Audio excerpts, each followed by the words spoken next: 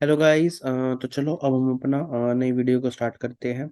SDET के programme की अपनी सीरीज को कंटिन्यू करते हैं। इस वीडियो के एंड तक बने रहिएगा। इसके अंदर आपको स्टैटिक कीवर्ड्स के बारे में आपको जानने को मिलेगा। स्टैटिक कीवर्ड का एक बेसिकली एक एग्जांपल के थ्रू मैं आपको बताऊंगा कि और एक आपको एक क्विज की तरह भी एक्ट करेगा, क्या आउटपुट होने वाला है। मैं कुछ वैसे वीडियो के एंड में मैंने सब एक्सप्लेन भी किया आउटपुट के बारे में कि आउटपुट क्यों आया। लेकिन अगर मेरे चैनल को अगर आपको वीडियो अच्छी लग रही है तो मेरे चैनल को सब्सक्राइब कर सकते हैं, लाइक कर सकते हैं और ये एक सपोर्ट कर सकते हैं इस नंबर पर मुझे गूगल पे वगैरह प्रोवाइड करके पर। तो चलो वीडियो को अब हम अपना स्टार्ट करते हैं एसडेट के जावा के प्रोग्राम को।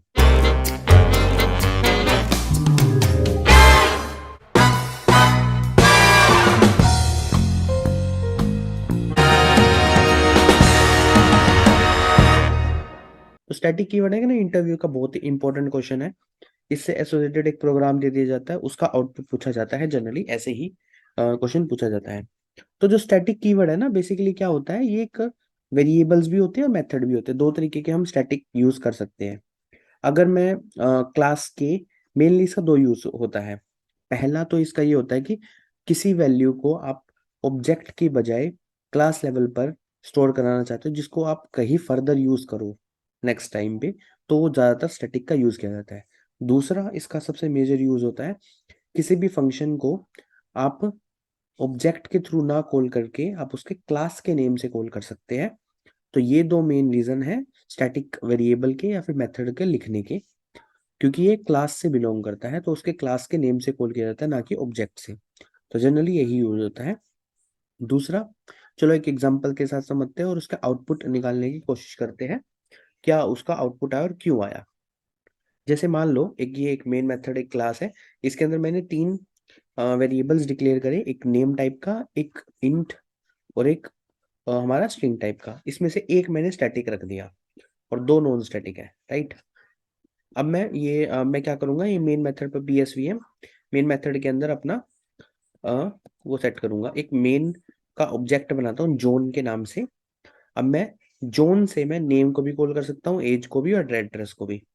इनको मैं एक एक वैल्यू असाइन कर दिया। मान लो जोन को मैंने जोन असाइन किया, उसकी एज 35 है, उसका एड्रेस ये है, राइट, क्योंकि ये स्ट्रिंग टाइप का था, इंट का था, तो ये भी स्ट्रिंग का है। अब मैं क्या करूंगा, इनकी वैल्यू को प्रिंट करूंगा।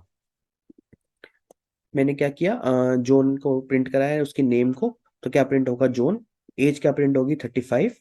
और एड्रेस क्या प्रिंट होगा, ये वाला, राइट। ये इसका आउटपुट होने वाला है।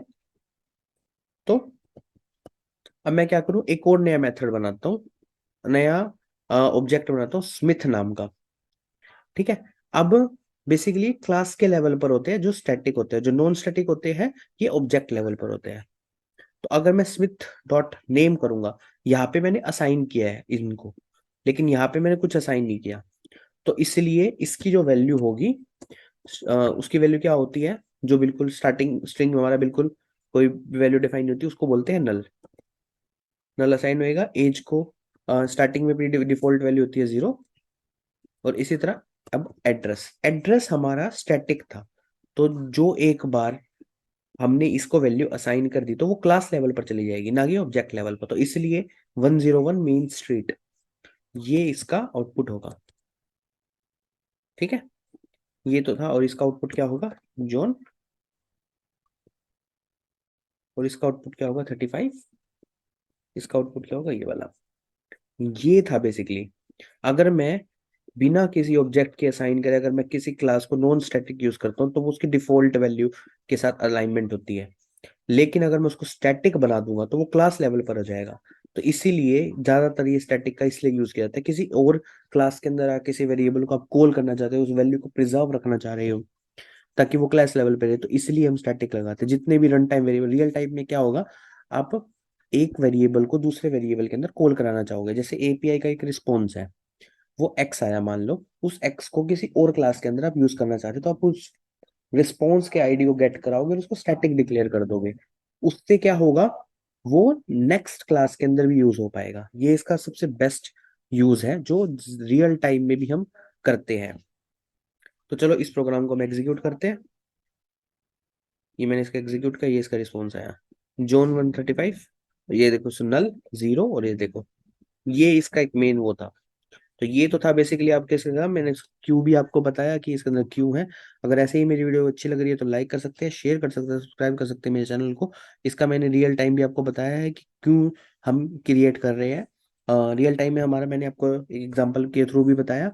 ऐसे ही मेरी वीडियो को अगर आपको अच्छी लग रही है तो आप उसको चैनल को लाइक कर सकते हैं, शेयर कर सकते हैं। और इसके अलावा मेरे गूगल पे पर सपोर्ट भी कर सकते हैं, अपना एक भारी प्रेम दिखाए। Thank you for this. मिलते हैं नेक्स्ट वीडियो के दौरान। Bye bye till the next video.